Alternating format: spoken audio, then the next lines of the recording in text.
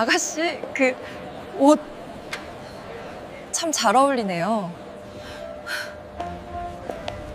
금요일 저녁의 공기는 언제나 무거웠다. 퇴근 후 지친 몸을 이끌고 도착한 시댁의 현관문을 열 때마다 민서는 보이지 않는 갑옷을 껴입는 기분이었다. 오늘도 예외는 아니었다. 거실에 들어서자 소파에 앉아 TV를 보던 시어머니 쑥자와 남편 지훈의 시선이 동시에 그녀에게로 향했다. 이제 오니? 회사가 뭐 그리 바쁘다. 일은 무슨? 너네 사장님은 며느리가 시댁 가는 것도 이해 못 해주니? 지훈이 소파에 기댄 채 퉁명스럽게 말했다. 그의 시선은 민서의 옷차림에 머물렀다. 오늘따라 일이 바빠 회사에서 입던 단정한 블라우스와 슬랙스 차림 그대로였다. 여보, 시댁에 오는데 옷이 크게 오빠 말이 맞아. 새언니는 너무 멋이 없어.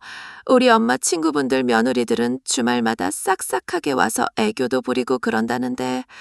민서는 입술을 깨물었다.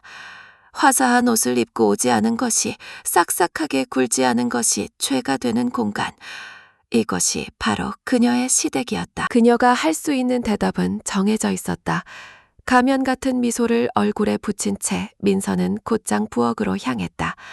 이미 저녁 식사 준비는 거의 되어 있었지만 마지막 국을 끓이고 수저를 놓는 것은 언제나 그녀의 몫이었다. 보글보글 끓는 된장찌개의 구수한 냄새가 이 집의 차가운 공기를 잠시나마 데우는 듯했다. 식탁에 둘러앉았을 때도 지훈의 지적은 계속되었다. 민서야, 국이 좀 짜다. 당신은 간을 맨날 이렇게 못 맞추니? 아니에요, 어머니. 간 딱 좋은데요. 엄마 입맛이 짜다는 거지. 당신은 우리 엄마 입맛도 아직 몰라? 결혼한 지 10년이 다 되어가는데. 숙자는 아들 편을 들며 숟가락을 탁 내려놓았다. 됐다. 지훈이 말이 맞다. 네가 좀 더 싹싹하게 굴어야지. 남편이 식사가 끝나자마자 민서는 당연하다는 듯이 일어나 설거지를 시작했다. 거실에서는 세 사람의 웃음소리가 TV 소리와 뒤섞여 들려왔다. 고무장갑을 낀 손으로 그릇을 닦으며 민서는 창문에 비친 채 얼굴을 보았다. 웃고 있었지만 눈은 텅 비어 있었다. 이 지옥 같은 저녁 식사가 끝나기만을, 이 가면을 벗어 던질 수 있는 그녀만의 공간으로 돌아갈 수 있기만을 간절히 바랐다. 새벽 4시. 세상이 아직 짙은 잠에 빠져 있는 시간, 민서는 이미 몸을 일으켰다. 옆에서 잠든 지훈이 깨지 않도록 조심스럽게 침대에서 빠져나온 그녀는 어둠 속에서 옷을 갈아입었다. 시댁에서의 답답했던 공기와는 전혀 다른 상쾌하고 차가운 새벽 공기가 그녀의 폐부를 가득 채웠다. 그녀가 도착한 곳은 인사동 골목 안쪽에 자리한 작은 한과 가게 담은이었다. 정성을 담는다는 의미를 가진 가게 이름처럼 이곳은 민서의 모든 것이 담긴 공간이었다. 나무로 된 문을 열고 안으로 들어서자 은은한 조청과 생강향이 그녀를 반겼다. 이곳이야말로 그녀가 가면을 벗고 온전한 서민서로 숨 쉴 수 있는 유일한 곳이었다. 가게는 작았지만 그녀의 손길이 닿지 않은 곳이 없었다. 돌아가신 어머니에게서 물려받은 비법으로 만든 그녀의 한과는 이미 아는 사람들 사이에서는 명품으로 통했다. 방부제나 인공 감미료 없이 오직 국산 제철 재료와 오랜 시간 고아낸 조청으로만 맛을 낸 약과와 유과, 정과는 한 번 맛본 사람은 잊을 수 없었다. 민서는 앞치마를 두르고 능숙하게 쌀을 찌고 반죽을 빚기 시작했다. 고요한 가게 안에는 그녀의 손놀림 소리와 재료들이 어우러지는 소리만이 가득했다. 시댁에서의 무기력하고 순종적인 며느리의 모습은 온데간데 없었다. 한과를 만드는 그녀의 눈빛은 그 누구보다 진지하고 열정으로 빛났다. 입소문이 나면서 다문의 주문은 끊이지 않았다. 대기업 총수댁의 패백 음식부터 유명 연예인의 결혼 답례품까지 그녀의 손을 거쳐간 한과는 단순한 음식이 아닌 하나의 작품으로 인정받았다. 하지만 지훈은 그런 민서의 일을 대놓고 무시했다. 그깟 과자 만들어서 얼마나 번다고. 고리타분하고 돈 안 되는 일에 청춘 낭비하지 마. 언젠가 지훈이 뱉었던 말이었다. 그는 민서의 가게 수입이 자신의 월급보다 몇 배는 많다는 사실을 애써 외면했다. 그에게 아내는 그저 자신의 성공을 뒷받침하는 존재여야 했고 아내의 성공은 그의 자존심에 상처를 낼 뿐이었다. 민서는 찜기에서 피어오르는 김을 바라보며 생각했다. 지훈은 모를 것이다. 이 작은 가게가, 이 고리타분한 일이 자신에게 어떤 의미인지. 이곳은 돌아가신 어머니의 유산이자 그녀 자신의 자부심이며 언젠가 이 지옥 같은 결혼 생활을 끝낼 수 있는 유일한 비상구라는 것을. 정성스럽게 빚어진 약과가 기름 속에서 노릇하게 익어갔다. 마치 시련 속에서 단단해지는 그녀 자신처럼. 그는 평범한 중소기업의 대리였다. 회사에서는 적당히 그는 아내의 가게에서 나오는 돈으로 자신의 삶을 포장했다. 수입 명품 시계를 차고 월 리스료만 수백만 원에 달하는 고급 외제차를 몰았다. 친구들과의 술자리에서는 늘 자기가 계산을 했고 요즘 사업이 잘 돼서 말이야 라며 그의 허영심을 채우는 돈은 모두 민서의 피와 땀이었다.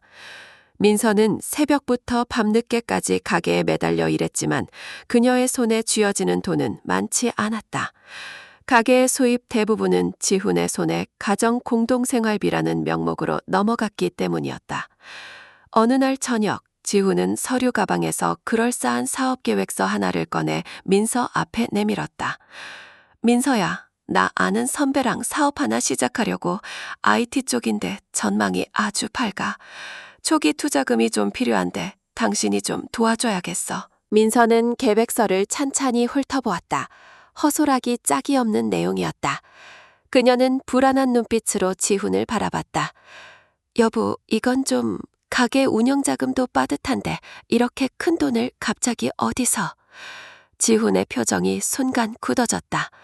그는 부드러운 목소리로 하지만 거부할 수 없는 압박감을 당신은 왜 항상 그렇게 부정적이야? 이건 나 혼자 잘 되자고 하는 게 아니잖아. 우리 가족의 미래를 위한 투자라고. 당신은 그 고리타분한 가게에만 갇혀 있으니 세상 돌아가는 걸 모르는 거야. 준영이 나중에 대학 가고 유학 가려면 지금부터 준비해야 해. 가족의 미래, 아들 준영. 지훈은 언제나 민서의 가장 약한 부분을 공략할 줄 알았다. 민서는 망설였다.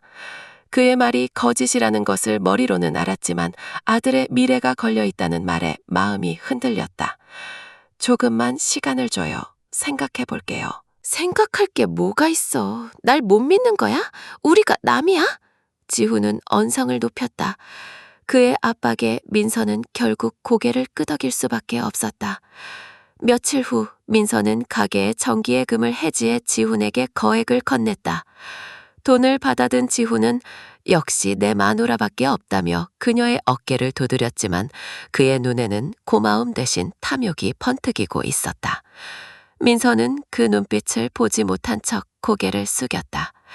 우리 딸, 밥은 잘 챙겨 먹. 수화기 너머로 들려오는 아버지 김 회장의 다정한 목소리에 민서는 순간 울컥했다. 김 회장은 맨손으로 시작해 건실한 중견기업을 일군 자수성가한 기업인이었다.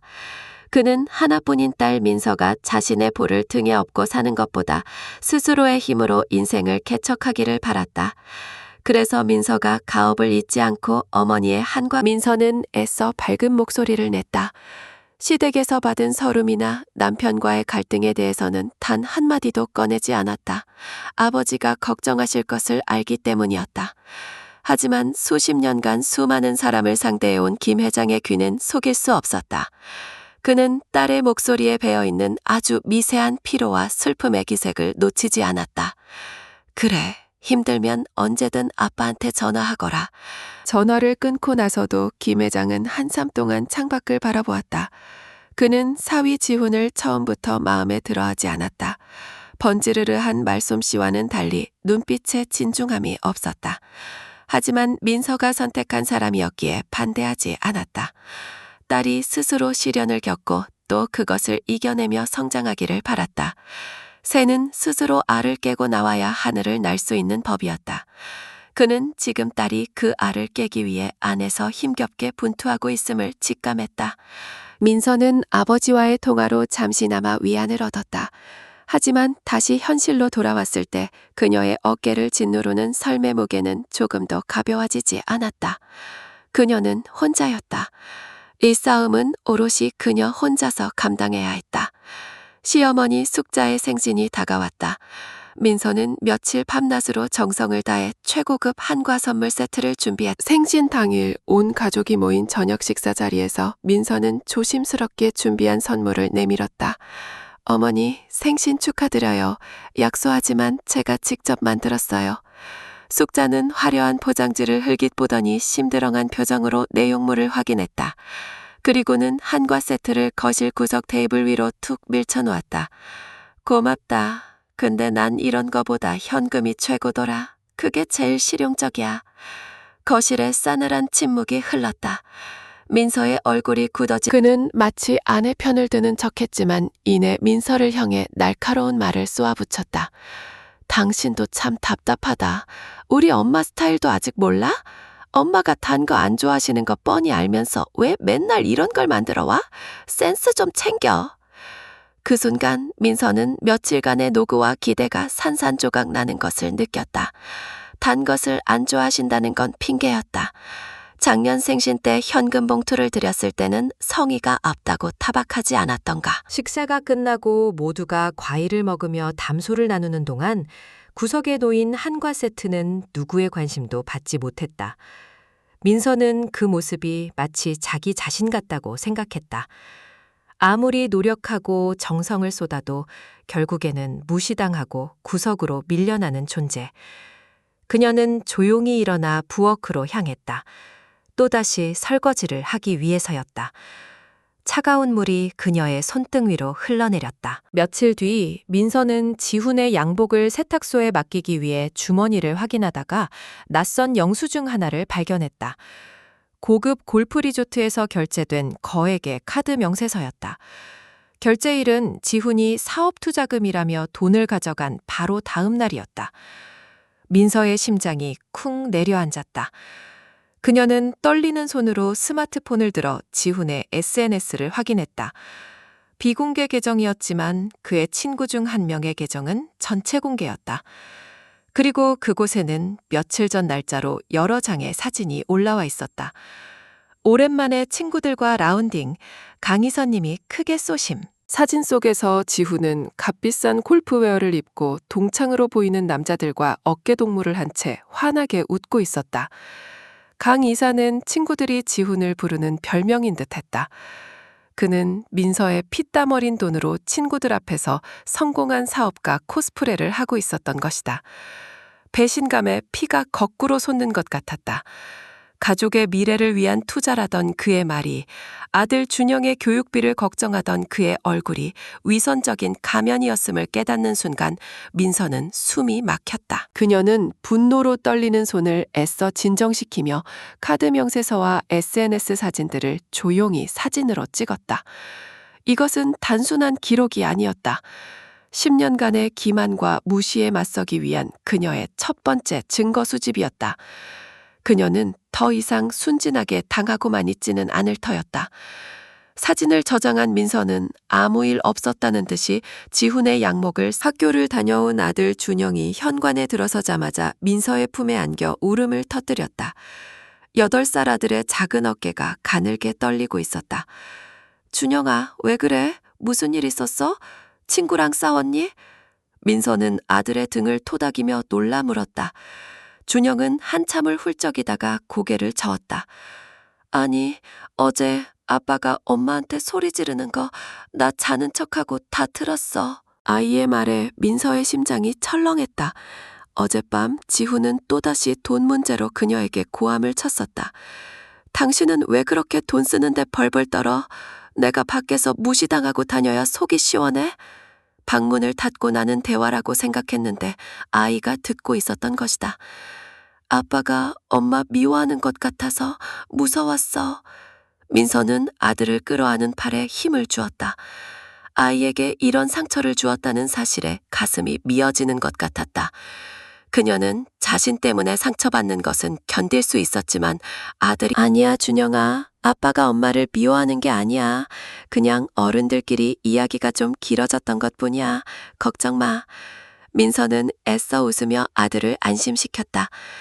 하지만 그녀의 마음속에서는 무언가 단단히 부서져 내리고 있었다. 그리고 그 폐허 위에서 새로운 결심이 싹트고 있었다.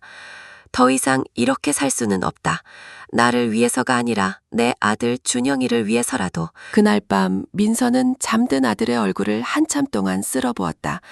그리고 조용히 하지만 그 어느 때보다 단단하게 마음을 굳혔다. 이제는 때가 되었다. 이 길고 긴 연극을 끝낼 때가. 장인어른께서 지훈이 큰 소리를 치자 김 회장은 별말 없이 그를 쳐다보기만 했다. 그 속을 알 수 없는 눈빛에 지훈은 잠시 주눅이 들었지만 이내 의기양양하게 계획을 늘어놓았다. 시내에서 제일 좋은 호텔 연회장으로 예약하겠습니다. 아버님 친구분들, 회사 관계자분들 다 모시고 크게 열죠. 모든 비용은 걱정 마십시오. 이 사위가 다 알아서 하겠습니다. 민서는 옆에서 말없이 과일만 깎고 있었다. 지훈이 말하는 사위의 능력이 어디에서 나오는 것인지 그녀는 너무나 잘 알고 있었다. 그는 또다시 그녀의 가게 수입으로 자신의 허영을 채우고 처가에 잘 보이려는 속셈이었다. 아니나 다를까 집으로 돌아오는 차 안에서 지훈은 본색을 드러냈다. 민서야, 이번 팔순잔치 비용은 당신 가게에서 좀 내야겠다. 내가 지금 투자한 돈이 묶여 있어서 현금이 좀 부족하네. 장인어른 잔치인데 당신도 그 정도 성의는 보여야지, 안 그래? 민서는 창밖을 바라보며 대답했다. 알았어요. 아빠 팔손잔치인데 당연히 제가 해야죠. 그녀의 순순한 대답에 지훈은 의기양양해졌다. 그는 민서가 이번에도 자신의 뜻대로 움직여주리라 확신했다. 하지만 그는 몰랐다. 민서가 그리는 그림은 그날 밤 민서는 가게 안쪽 작은 창고로 들어갔다. 구석에는 먼지가 뽀얗게 쌓인 낡은 철제 금고가 있었다. 돌아가신 어머니가 유품으로 남겨주신 것이었다. 어머니는 돌아가시기 전 민서의 손을 잡고 금고 열쇠를 쥐어주며 말씀하셨다. 민서야, 이 안에는 엄마가 너를 위해 평생 모은 돈이 들어있다. 하지만 이건 네가 정말 힘들 때 스스로를 지켜야 할 때 여는 거다. 여자는 스스로를 지킬 힘을 가져야만 누구에게도 휘둘리지 않고 제 인생을 살 수 있어. 민서는 떨리는 손으로 금고를 열었다. 안에는 낡은 통장 몇 개와 편지 한 통이 들어있었다. 통장에는 민서의 이름으로 상당한 액수의 비상금이 들어있었다. 그녀가 가게를 운영하며 벌어들인 돈과는 별개에 오로지 그녀만을 위한 돈이었다. 어머니의 편지를 펼쳤다. 삐뚤빼뚤한 글씨체에 사랑하는 내 딸 민서에게 네가 이 편지를 읽을 때쯤이면 엄마는 내 곁에 없겠구나. 부디 네가 이 금고를 열 일이 없는 행복한 삶을 살기를 바란다. 하지만 혹시라도 힘든 일이 생긴다면 절대 주저앉지 마라. 이 돈으로 내 삶을 다시 일으켜 세우거라. 너는 엄마의 자랑스러운 딸이니 무엇이든 해낼 수 있을 거야. 사랑한다, 내 딸. 민서는 편지를 끌어안고 소리 없이 눈물을 흘렸다. 지난 10년간의 서름과 외로움이 한꺼번에 터져나왔다. 어머니의 유언처럼 이제는 스스로를 지켜야 할 때가 온 것이다. 더 이상 남편의 아내, 시댁의 며느리로 사는 것이 아니라 다음 날부터 민서는 지훈의 계획에 적극적으로 협조하는 척했다. 지훈이 호텔 연회장 예약금을 요구하면 군말 없이 내주었고 장인어른께 맞춰드릴 최고급 양복값을 달라고 하면 두말 없이 건넸다. 그녀의 순종적인 태도에 지훈은 완전히 방심했다. 그는 아내가 드디어 자신의 위대함을 알아보고 내조에 충실하기로 마음먹었다고 착각했다. 하지만 민서는 모든 지출을 가게 명의의 수표로 결제했다. 그리고 그 영수증과 지출 내역을 하나도 빠짐없이 챙겼다. 호텔 계약서, 양복점 영수증, 하객들에게 보낼 답례품 주문서까지 모든 서류에는 한과점 담은 대표 서민서의 이름이 선명하게 찍혀 있었다. 그녀는 밤마다 가게에 남아 아무도 모르게 파일을 정리했다. 지훈의 카드 명세서, 골프 여행 사진, 시누이에게 사준 명품 가방 영수증, 그리고 이번 팔순잔치 준비에 들어간 모든 비용 증빙 자료까지. 파일은 날이 갈수록 그것은 지난 10년간 그녀가 감내해야 했던 고통의 무게와도 같았다. 민서는 마치 전쟁을 준비하는 장수처럼 냉철하고 침착했다. 낮에는 순종적인 아내의 가면을 쓰고 밤에는 복수를 계획하는 전략가가 되었다. 그녀의 조용한 반격은 이미 시작되고 있었다. 지훈과 시댁 식구들은 자신들이 민서가 차려놓은 화려한 무대 위에서 춤추는 광대에 불과하다는 사실을 꿈에도 모른 채 다가올 심판의 날을 향해 한 걸음씩 나아가고 있었다. 팔순잔치 날이 가까워질수록 지훈의 허세는 하늘을 찔렀다. 그는 시댁 식구들을 불러 모아놓고 자신이 얼마나 대단한 사위인지를 과시했다. 어머니, 제가 이번에 장인어른 팔순잔치 특급 호텔에서 여는 거 아시죠? 하객만 200명이 넘어요. 식대만 해도 어마어마합니다. 다 이 아들이 해내는 겁니다. 숙자는 아들의 어깨를 두드리며 자랑스러워했다. 역시 우리 아들이 최고야. 장가 하나는 잘 갔어. 처가가 부자니 저렇게 돈도 펑펑 쓰고. 지혜도 옆에서 거들었다. 그러게 말이야. 새언니는 정말 오빠한테 잘해야 해. 오빠 덕에 저런 호강을 누리고 사는 거잖아. 팔자 좋은 줄 알아야지. 그들의 대화를 듣고 있는 민서의 속은 까맣게 타들어갔지만 그녀는 옅은 미소만 지을 뿐이었다. 그들이 쌓아 올리는 허상의 성이 높으면 높을수록 무너질 때의 충격은 더 클 것이었다. 지훈은 친구들과의 술자리에서도 입에 침이 마르도록 자랑을 늘어놓았다. 이번에 장인어른 팔순잔치 내가 다 맡아서 하는데 호텔 총지배인이 나한테 직접 와서 인사하더라니까. 내가 누군지 알아보는 거지. 그의 거짓말은 점점 더 대담해졌다. 그는 자신이 민서가 차려준 밥상 위에서 왕노릇을 하고 있다는 사실을 까맣게 잊은 듯했다. 폭풍의 눈 한가운데서 그는 자신이 세상의 중심이라도 된 것처럼 그랬다. 민서는 그저 고요히 폭풍이 모든 것을 집어삼킬 그 순간을 기다리고 있었다. 팔순잔치를 며칠 앞둔 어느 날 오후 민서는 아버지의 회사로 찾아갔다. 김 회장은 비서를 물리고 조용히 딸을 맞았다. 그는 딸의 얼굴에 드리운 결연한 그림자를 읽었다. 아빠, 드릴 말씀이 있어요. 민서는 자리에 앉자마자 단도직입적으로 말했다. 그녀는 아버지에게 지훈의 만행을 고자질하거나 도움을 청하지 않았다. 대신 자신의 계획을 담담하게 털어놓았다. 잔칫날 저에게 발언할 기회를 주세요. 제가 하고 싶은 이야기가 있습니다. 김 회장은 딸의 말을 끝까지 듣고는 한참 동안 아무 말 없이 창밖을 바라보았다. 그리고는 천천히 고개를 돌려 민서의 눈을 마주보았다. 그의 눈빛에는 놀라움 대신 깊은 신뢰와 지지가 담겨 있었다. 그래, 네 인생의 주인공은 너다. 네가 원하는 대로 하거라. 아버지는 더 이상 묻지 않았다. 그 한마디면 충분했다. 민서는 아버지의 묵묵한 지지 속에서 더 큰 용기를 얻었다. 그녀는 더 이상 외롭지 않았다. 가장 든든한 아군이 그녀의 등 뒤를 지켜주고 있었다. 사무실을 나서며 민서는 비로소 자신이 이 길고 어두운 터널의 끝을 향해 제대로 걸어가고 있음을 확신했다. 민서는 아버지의 회사를 나은 뒤 곧장 예약해둔 법무법인으로 향했다. 그녀가 만난 사람은 이혼 전문 변호사로 명성이 자자한 여성이었다. 민서는 상담실에 앉아 그동안 모아온 증거들이 담긴 파일을 조심스럽게 꺼내놓았다. 이것은 남편의 카드 사용 내역과 SNS 게시물입니다. 제게 사업투자금 명목으로 받아간 돈을 유흥비로 쓴 증거입니다. 이것은 시누이에게 사준 명품 원피스 결제 영수증이고요. 그리고 이것은 이번 팔순잔치에 들어간 모든 비용이 제 가게 수표로 결제되었다는 증빙자료입니다. 변호사는 민서가 내민 자료들을 꼼꼼하게 검토했다. 그녀의 눈빛이 점차 날카로워졌다. 민서가 준비한 증거는 생각보다 훨씬 체계적이고 명백했다. 지훈의 유책 사유를 입증하고도 남을 정도였다. 변호사는 파일을 덮으며 말했다. 서민서 씨, 아주 잘 준비하셨습니다. 이 정도 증거라면 이혼 소송에서 재산 분할과 위자료 청구 모두 유리한 고지를 점할 수 있습니다. 남편분은 빈손으로 쫓겨나게 될 가능성이 높습니다. 변호사의 확신에 찬 말에 민서는 비로소 안도의 한숨을 내쉬었다. 법적으로도 그녀는 완벽한 승리를 준비하고 있었다.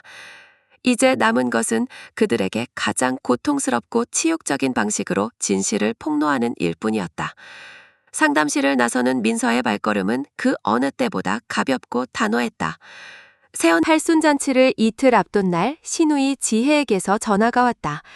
그녀의 목소리는 평소보다 훨씬 살갑고 애교가 넘쳤다.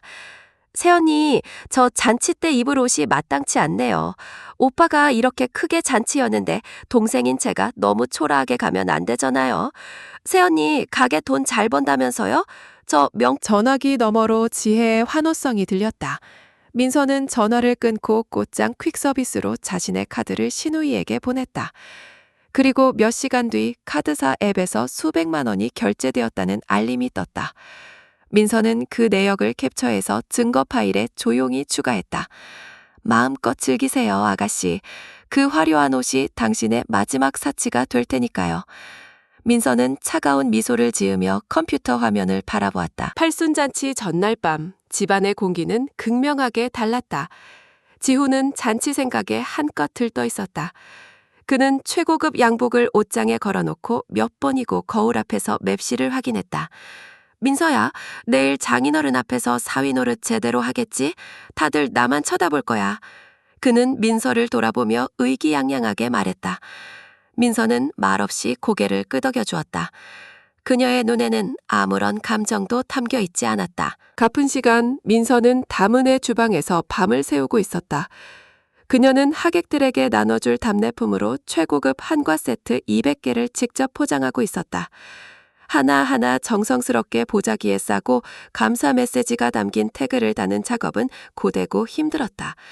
하지만 그녀는 조금도 지치지 않았다.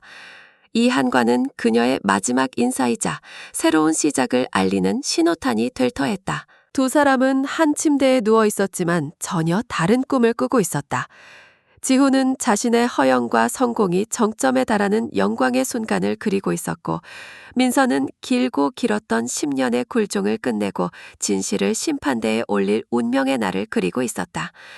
창밖은 칠흑같이 어두웠지만 민서는 동쪽 하늘에서 서서히 밝아오는 여명을 보고 있었다. 운명의 날이 밝았다. 아이가 이 모든 혼란의 현장에 있는 것을 원치 않았다. 준영은 아무것도 모른 채 신이 나서 고개를 끄덕였다. 아이를 친정집에 보낸 뒤 민서는 혼자 남아 천천히 잔치에 갈 준비를 시작했다. 그녀는 옷장 가장 깊숙한 곳에서 결혼할 때 어머니가 직접 지어주신 고운 비치색 한복을 꺼내 입었다.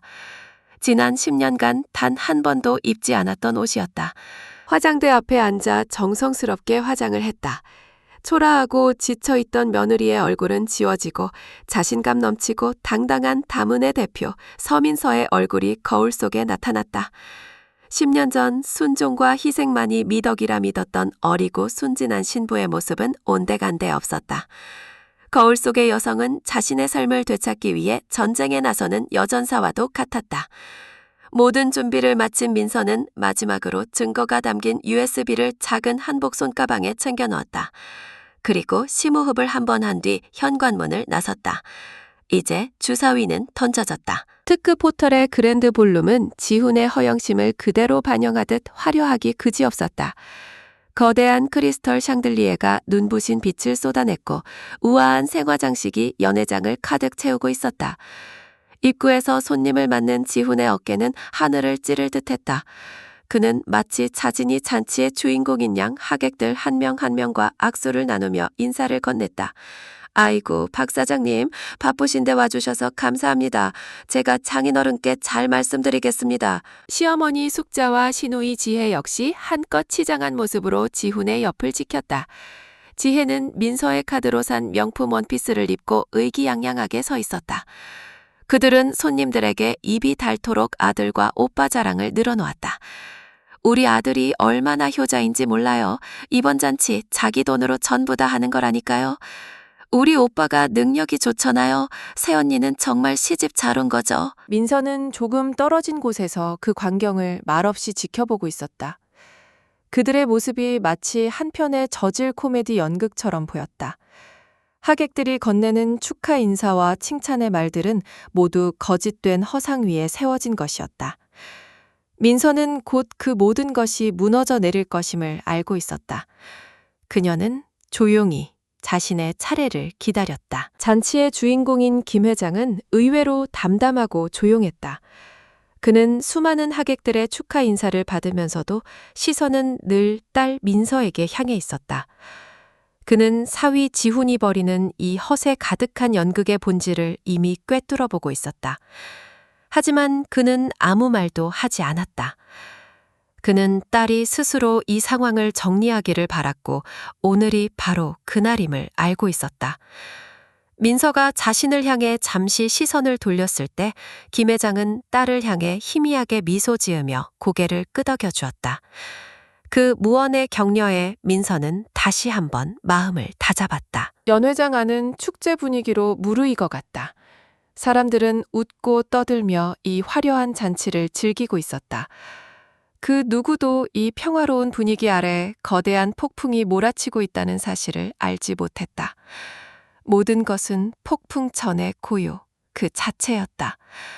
드디어 잔치가 본격적으로 시작되고 사회자의 소개와 함께 지훈이 마이크를 잡고 단상에 올랐다.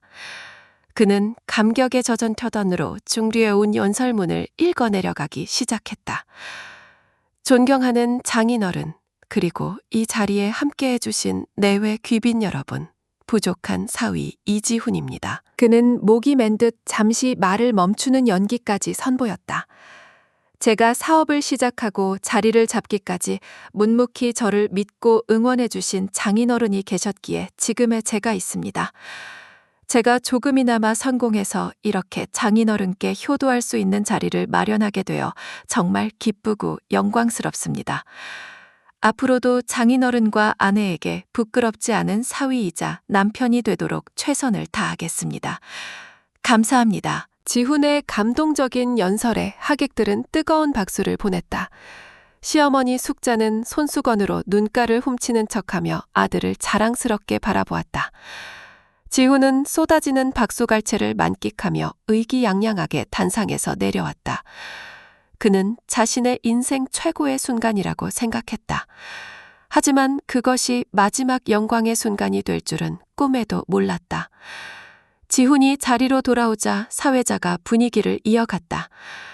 네, 정말 감동적인 사위의 감사 인사였습니다. 그럼 이번에는 오늘의 주인공이신 김 회장님의 사랑하는 따님 서민서님을 모시고 축하 말씀을 들어보겠습니다. 모든 사람의 시선이 민서에게로 쏠렸다. 지훈은 흐뭇한 미소를 지으며 아내를 바라보았다. 그는 민서가 자신에게 고맙다는 말과 함께 아버지에 대한 평범한 감사 인사를 할 것이라고 예상했다. 민서는 천천히 자리에서 일어났다. 그녀는 떨지 않았다. 오히려 그 어느 때보다 차분하고 침착했다. 우아한 한복을 입은 그녀가 단상으로 걸어가는 모습은 한 마리 학처럼 고고했다. 단상에 오른 민서는 잠시 하객들을 둘러보았다. 그리고 마이크를 잡고 깊게 심호흡을 했다. 그녀의 등장에 소란스럽던 연 회장이 순간 조용해졌다. 모든 이들이 그녀의 입술에 주목했다. 심판의 시간이 시작되고 있었다. 안녕하세요. 김영환 회장님의 딸 서민서입니다. 민서의 맑고 단단한 목소리가 연 회장에 울려 퍼졌다. 먼저 바쁘신 와중에도 아빠의 팔순을 축하해 주시기 위해 이 자리에 와주신 모든 분께 진심으로 감사드립니다. 그녀는 정중하게 고개를 숙였다. 여기까지는 모두가 예상했던 평범한 인사말이었다. 지훈은 안심한 듯 미소를 지었다. 하지만 다음 순간 민서의 입에서 나온 말은 장내의 모든 사람들을 얼어붙게 만들었다. 저는 오늘 이 자리를 빌려 이 잔치를 가능하게 해주신 진짜 주인공을 여러분께 소개해드리고자 합니다. 사람들은 의아한 표정으로 서로를 쳐다보았다. 주인공은 당연히 김 회장이 아닌가? 몇몇은 혹시 지훈을 두고 하는 말인가 싶어 그를 쳐다보았다. 지훈 역시 어깨를 으쓱하며 자신이 호명되기를 기다리는 눈치였다. 하지만 민서는 단상 옆에 거대한 스크린을 가리켰다. 지금부터 화면을 주목해 주시기 바랍니다. 모두의 시선이 스크린으로 향했다. 스크린에 처음 나타난 것은 단아한 로고였다. 전통 한과 담은 민서의 가게 로고였다. 장내가 수군거리기 시작했다. 이어서 화면이 바뀌었다. 스크린에는 다문의 지난 3년간의 연간 매출 그리고 다음 화면. 오늘 이 팔순잔치가 열리고 있는 호텔의 연회장 대관 계약서가 클로즈업 되었다. 계약자 서명란에는 서민서라는 이름이 선명했다. 결제 내역에는 한과점 담은 발행 수표라고 명시되어 있었다. 뒤이어 잔치 음식, 주류, 생화장식, 답례품 등 이 잔치를 구성하는 모든 항목의 비용이 담은의 수표로 결제된 제 남편 이지훈 씨는 평범한 중소기업 재리입니다. 그가 말한 성공한 사업은 존재하지 않습니다. 오늘 이 잔치를 포함하여 지난 10년간 제 남편과 시댁 식구들이 누려온 모든 경제적 풍요는 바로 여러분께서 보고 계시는 저의 작은 한과 가게 담은에서 나왔습니다. 그녀의 목소리는 담담했지만 그 안에 담긴 무게는 천근만근과도 같았다. 남편이 사업 투자금이라며 가져간 돈은 친구들과의 호화 시어머니의 생활비와 용돈, 시누이의 명품 옷과 가방 역시 모두 제 가게 수입으로 충당되었습니다. 숙자와 지혜의 얼굴이 하얗게 질렸다. 제 남편은 제 피와 땀으로 자신의 허영심을 채우고 성공한 사업가 행세를 해왔습니다. 그리고 저는 지난 10년간 그 모든 것을 하지만 더 이상은 아닙니다. 오늘 이 자리는 제 아버지의 팔순을 축하하는 자리이자 제 남편 이지훈 씨의 거짓된 삶의 종언을 구하고 제 인생을 되찾는 시작의 자리입니다. 그녀는 지훈을 똑바로 쳐다보며 마지막 정적, 바늘 떨어지는 소리조차 들리지 않을 것 같은 완벽한 정적이 연회장을 지배했다. 하객들은 시어머니 숙자는 입술을 파르르 떨며 주저앉을 뻔했고 시누이 지혜는 자신의 명품 원피스가 마치 가시옷처럼 느껴지는 듯 몸을 움츠렸다. 그들이 그토록 자랑스러워했던 아들과 오빠의 성공이 사실은 며느리이자 새언니의 등을 휜 기생충 같은 삶이었다는 진실은 너무나도 잔혹했다. 그때 잔치의 주인공이었던 김 회장이 천천히 자리에서 일어나 마이크를 잡았다. 그의 얼굴은 분노가 아닌 깊은 슬픔에 잠겨 있었다. 이 모든 소란에 대해 주최자로서 깊은 사죄의 말씀을 드립니다. 그는 하객들을 향해 정중하게 고개를 숙였다. 그리고는 단호하고 위험 있는 목소리로 말했다. 하지만 오늘 제 딸이 한 말은 모두 사실입니다. 제 딸 민서는 제 자랑이자 저희 가문의 기둥입니다. 오늘 이 자리는 전적으로 제 딸의 땀과 노력으로 마련된 것입니다. 김 회장은 말을 마친 뒤 차갑고 싸늘한 눈빛으로 지훈을 쳐다보았다. 이서방, 아니 이지훈 씨, 이제 자네와는 더 이상 할 얘기가 없네. 내 딸의 인생에서 그리고 우리 가족의 인생에서 깨끗이 사라져주게. 그것은 사형 선고와도 같은 말이었다. 민서는 연설을 마치고 단상에서 내려왔다. 그녀는 곧장 아버지에게로 다가가 그의 팔을 부축했다. 기 회장은 딸의 손을 힘주어 잡아주었다. 두 사람은 그 어떤 미련도 없이 당당하고 의연하게 연회장을 빠져나갔다. 그들의 뒷모습을 향해 수많은 하객들의 시선이 쏟아졌지만 그 누구도 감히 그들을 막지 못했다. 연회장에는 지훈과 그의 가족, 그리고 그들을 향한 경멸과 조롱의 시선만이 남았다. 화려했던 잔치는 순식간에 가장 끔찍하고 치욕적인 심판의 장으로 변해버렸다. 잔치가 파국으로 끝난 후 지훈의 세계는 속수무책으로 무너져 내렸다. 그는 수십 통의 전화를 걸어 민서에게 애원하고 빌고 심지어는 협박까지 했지만 민서는 단 한 번도 전화를 받지 않았다. 집으로 돌아온 지훈을 기다리는 것은 시어머니 숙자의 날카로운 비난이었다. 이 한심한 놈아, 내가 어떻게 나한테 이럴 수가 있어. 며느리 돈으로 사는 거였으면 진작 말을 했어야지. 이제 나는 뭐가 돼? 신우이 지혜 역시 원망을 쏟아냈다. 오빠 때문에 내 얼굴을 들고 다닐 수가 없어. 친구들이 다 나보고 뭐라고 하겠어. 이제껏 지훈의 허세를 부추기고 함께 즐겼던 가족들은 이제껏 지훈의 허세를 부추기고 등을 돌렸다. 지훈은 가족에게조차 버림받고 혼자가 되었다. 며칠 뒤 지훈의 집으로 법원에서 보낸 등기우편이 도착했다. 민서가 보낸 이혼 소장이었다. 소장에는 재산 분할 및 위자료 청구 소송이 함께 첨부되어 있었다. 지훈은 변호사를 찾아가 상담했지만 돌아온 대답은 절망적이었다. 민서가 제시한 증거들이 너무나도 명백하고 확실했기 때문이었다. 결혼 기간 동안 형성된 재산의 대부분이 민서의 가계 수입에서 나온 것임이 명백하여 지훈은 재산 분할에서 거의 아무것도 주장할 수 없었다. 오히려 민서에게 거액의 위자료를 지급해야 할 판이었다. 생활비가 끊기자 당장 살 길이 막막해진 숙자는 마지막 지푸라기라도 잡는 심정으로 민서의 가게 다문을 찾아왔다. 그녀는 가게 문 앞에서 소리를 지르며 행패를 부렸다. 서민서, 문 열어! 네가 며느리로서 나한테 이럴 수 있어? 당장 생활비 내놔! 하지만 민서는 눈 하나 깜짝하지 않았다.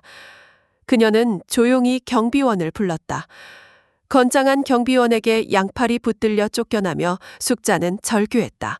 이 독한 년, 너 천벌받을 거야! 민서는 차가운 눈으로 그녀를 내려다보며 말했다. 다시는 찾아오지 마십시오. 여긴 어머님께서 그토록 무시하시던 고리타분 불행은 한꺼번에 몰려왔다. 팔손잔치에 참석했던 한 명이 지훈의 회사 임원이었고 그날의 소문은 순식간에 회사 전체로 퍼져나갔다. 회사는 지훈이 아내의 가게 돈을 개인적으로 유용한 것을 업무상 횡령에 준하는 비윤리적 행위로 간주하고 징계위원회를 열었다. 결국 지훈은 회사에서 해고당했다. 직장을 잃자 당장 리스료를 감당할 수 없게 된 고급 외제차는 리스 회사에서 회수해갔고 할부로 샀던 명품 시계와 가방들도 모두 압류당했다. 한순간에 그는 자신이 그토록 경멸했던 아무것도 없는 존재로 전락했다. 허영의 성은 산산조각 났고 그에게는 초라한 현실만이 남았다. 몇 달 후 이혼 조정 기일이 잡혔다. 법원 복도에서 마주친 지훈은 완전히 다른 사람이 되어 있었다. 값비싼 양복 대신 낡고 구겨진 셔츠를 입었고 자신감 넘치던 얼굴에는 수심이 가득했다. 그는 초라하고 비굴한 모습으로 민서에게 다가와 재결합을 호소했다. 민서야, 내가 다 잘못했어. 한 번만 용서해주면 안 될까? 내가 앞으로 정말 잘할게. 우리 준영이를 봐서라도. 하지만 민서의 마음은 조금도 흔들리지 않았다. 그녀는 차가운 눈으로 지훈을 바라보며 말했다. 당신은 나를 사랑한 게 아니에요. 내 돈과 내 돈이 만들어주는 당신의 허영을 사랑했을 뿐이죠. 준영이 이야기는 꺼내지도 마세요. 당신은 아빠로서 자격 없어요. 조정실 안에서 민서는 변호사가 준비한 서류에 망설임 없이 도장을 찍었다. 그것으로 10년간의 족쇄 같았던 결혼 생활은 법적으로 완전히 끝이 났다. 법원을 나서며 민서는 비로소 자유로워졌음을 느꼈다. 그날 저녁 민서는 아들 준영을 조용히 불렀다. 그리고 아이의 눈높이에 맞춰 앉아 이혼 사실을 솔직하게 설명해 주었다. 준영아, 엄마랑 아빠가 이제 각자 다른 집에서 살기로 했어. 엄마랑 아빠가 서로를 행복하게 해주지 못해서 내린 결정이야. 하지만 준영이를 사랑하는 마음은 두 사람 모두 변하지 않아. 어린 아들이 상처받을까봐 조마조마했지만 준영은 생각보다 덤덤했다. 아이는 조용히 민서를 끌어안으며 말했다. 엄마가 행복하면 나도 좋아. 이제 아빠가 엄마한테 소리 안 지르는 거지? 그 한마디에 민서는 아들이 모든 것을 알고 있었음을, 그리고 자신보다 더 어른스럽게 참고 있었음을 깨달았다. 그녀는 아들을 힘껏 끌어안았다. 이제 그녀는 아들을 위해서라도 반드시 행복해져야만 했다. 이혼 후 민서는 모든 에너지를 다문에 쏟아부었다. 아버지 김 회장은 딸의 새로운 출발을 응원하며 든든한 투자자가 되어주었다. 민서는 그 투자금으로 가게를 확장 이전하고 현대적인 감각의 디자인과 전통의 멋이 어우러진 공간으로 새롭게 단장했다. 그녀의 한과는 팔순잔치 사건 이후 오히려 더 유명해졌다. 그녀의 사연이 알려지면서 그녀의 정성과 실력에 감동한 고객들의 주문이 쇄도했다. 얼마 지나지 않아 국내 최고의 백화점에서 입점 제안이 들어왔다. 담은 더 이상 인사동 골목의 작은 가게가 아니었다. 전통을 지키면서도 현대적인 감각을 더한 명실상부한 대한민국 최고의 명품 한과 브랜드로 거듭나고 있었다. 백화점 입점 계약을 마친 날, 김 회장은 딸에게 손수 쓴 편지 한 통을 건넸다. 사랑하는 내 딸 민서에게 그 힘든 시간을 혼자 견디게 해서 미안하다. 네가 스스로 알을 깨고 나오기를 기다리는 아비의 마음이 얼마나 조마조마했는지 모를 것이다. 이제 너는 강하고 아름다운 날개를 가진 새로 다시 태어났다. 아비는 더 바랄 것이 없다. 이제 내 날개를 마음껏 펼치고. 몇 년의 시간이 흘렀다. 민서는 이제 성공한 여성 사업가로서 당당히 자리를 잡았다. 어느 날 그녀는 백화점 담은 매장에서 VIP 고객을 직접 응대하고 있었다. 그때 매장 앞을 지나가던 청소부와 눈이 마주쳤다. 낯익은 얼굴, 신우이 지혜였다. 화려했던 명품 원피스 대신 허름한 유니폼을 입은 그녀는 민서를 알아보고는 화들짝 놀라 황급히 고개를 숙이고 자리를 피했다. 민서는 그녀의 뒷모습을 잠시 바라보았지만 아무런 말도 하지 않았다. 동정심도 통쾌함도 느껴지지 않았다. 가끔 지훈의 소식이 인편으로 들려왔다. 그는 여러 직업을 전전하다가 지금은 작은 공사장에서 막노동을 하며 하루 벌어 하루 먹고 산다고 했다. 시어머니 숙자는 화병으로 몸져 누웠다는 소식도 들렸다. 민서는 그들의 소식을 들어도 아무런 감흥이 없었다. 그들은 이미 그녀의 인생에서 완벽하게 지워진 존재들이었다. 그들에 대한 미움이나 원망 같은 감정조차 남아있지 않았다. 민서는 사업을 확장하면서 새로운 사람들을 많이 만났다. 그중 해외 유통 관련 사업 파트너로 만난 한 남자가 있었다. 그는 진중하고 따뜻한 성품을 지닌 사람이었다. 그는 우연히 민서의 과거 사연을 알게 되었지만 그녀를 동정하거나 호기심 어린 눈으로 보지 않았다. 오히려 그녀의 강인함과 실력을 존중하고 진심으로 응원해 주었다. 두 사람은 함께 일하며 자연스럽게 좋은 감정을 키워나가기 시작했다. 민서는 조심스러웠지만 닫혔던 마음의 문을 조금씩 열고 있었다. 사랑에 실패했다고 해서 그녀의 인생 전체가 실패한 것은 아니었다. 어느 날 아들 준영이 물었다. 엄마, 아빠랑 할머니가 미워? 민서는 아들의 머리를 쓰다듬으며 조용히 대답했다. 아니, 밉지 않아. 그냥 이제 엄마랑 상관없는 사람들이 된 거야. 미워하는 것도 마음에 담아두는 거거든. 엄마는 이제 마음에 아무것도 담아두고 싶지 않아. 그녀는 깨달았다. 전 시댁 식구들을 용서할 필요는 없었다. 그들은 용서받을 자격이 없었다. 화창한 봄날, 민서는 아들 준영 그리고 새로운 인연이 된 남자의 손을 잡고 어머니의 묘소를 찾았다. 그녀는 어머니의 비석 앞에 정성스럽게 만든 한과를 내려놓았다. 엄마, 나 왔어. 그녀의 목소리는 더 이상 슬픔에 젖어 있지 않았다. 엄마, 나 이제 정말 행복해. 엄마가 주신 힘으로 나 내 인생을 되찾았어. 하늘에서 보고 있지? 나 잘하고 있지? 따스한 봄바람이 불어와 그녀의 머리카락을 부드럽게 쓰다듬었다. 마치 하늘에 있는 어머니가 대답해주는 것만 같았다. 그녀의 옆에는 이제 그녀를 아끼고 사랑해주는 사람들이 함께 있었다. 확장 이전한 다문의 플래그십 스토어. 통유리창으로 따스한 오후의 햇살이 쏟아져 들어오고 있었다. 민서는 젊은 직원들과 함께 웃으며 새로운 한과 메뉴를 개발하고 있었다.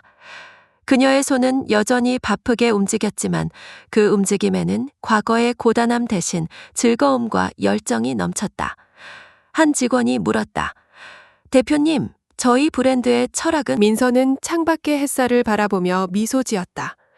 정성을 담아, 진심을 담아, 그리고 자기 자신의 삶을 소중히 담는 것. 그게 바로 담은이에요. 그녀의 얼굴에는 과거의 그늘 대신 스스로의 힘으로 행복을 일궈낸 사람만이 가질 수 있는 자신감과 평온함이 가득했다. 진정한 자신의 인생을 찾은 그녀의 아름다운 미소와 함께 길고 길었던 이야기는 마침내 막을 내렸다.